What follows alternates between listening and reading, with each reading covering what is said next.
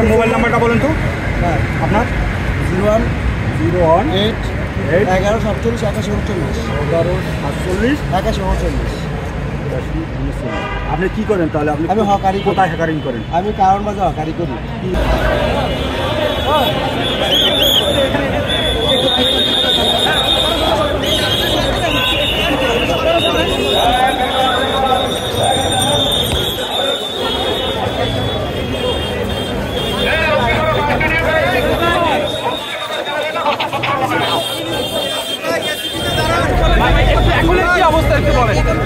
আমি বলতে পারবো না এখন এই মুহূর্তে আচ্ছা এখানে এটা তো আমার হচ্ছে এখানে সিনিয়র বলার অসুবিধা নাই, আপনি ডিসি হিসেবে বলেন। এই মুহূর্তে আপডেটটা একটু বলেন। এই মুহূর্তে এখন স্বাভাবিক আছে, ভিতরে আমরা অলিগলিতে দেখি সেখানেও কেউ নাই, তারপরেও এরা সংগঠিত হতে পারে। আমরা ওই জন্য বিচ্ছিন্নভাবে সব দিকে যেন আমরা যাইতে পারি, আমাদের ফোর্সগুলো আমরা ভাগ করে নিচ্ছি, আমরা আগে অপারেশনটা করি। এই মুহূর্তে কতজনকে আটক করা হয়েছে? এরপরে okay okay okay thank you thank you thank you thank you.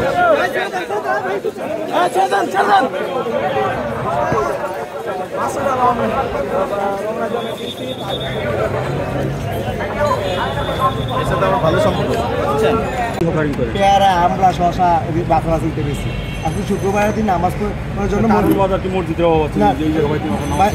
প্রথম রমজান মাস শুক্রবারের নামাজ আমি এখানে পড়বো, এই জন্য আমি আসছি। কত টাকা মূলত আপনাকে কত টাকা দিচ্ছে আনার জন্য? আসার কথা বলেন, আমি মুসলমান হিসেবে নামাজ পড়তে পারছি।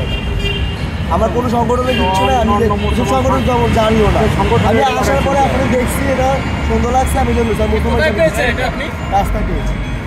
কারা পাঠিয়েছে কারা পাঠিয়েছে? কোথায় কথা বলছি? আমি নামাজ তো আবার আসতে পারি না। নামাজ তো সবাই পড়তে পারবে, এটা সমস্যা না, কিন্তু আপনি যেটা পড়েছেন বা যেটা নিয়ে আসছেন এটা তো একটা নিষিদ্ধ ঘোষিত সংগঠনের। এর সম্বন্ধে কোনো কিছু জানিয়ে না জেনে কি মিছিলে ঢোকা উচিত? বললাম না, তাই মিছিলে ঢুকে নেই। আমি না জেনে মিছিলে কেন ঢুকেছেন তাহলে? মিছিল ঢুকে নেই তো, আমি এইদিকে আমি আসতেছি। আপনার হাতে তো এগুলো আছে, আপনি বলছেন যে মিছিলে আমি টোকাই নিচ্ছি, রাস্তাতে টোকাই নিচ্ছি। আমি এটা রাস্তা পড়ে যাচ্ছি, আমি টোকাই নিচ্ছি। এটা আমার অপরাধ, রাস্তাতে টোকাই নেওয়াটা কি আমার অপরাধ? ওকে ওকে ওকে সেটা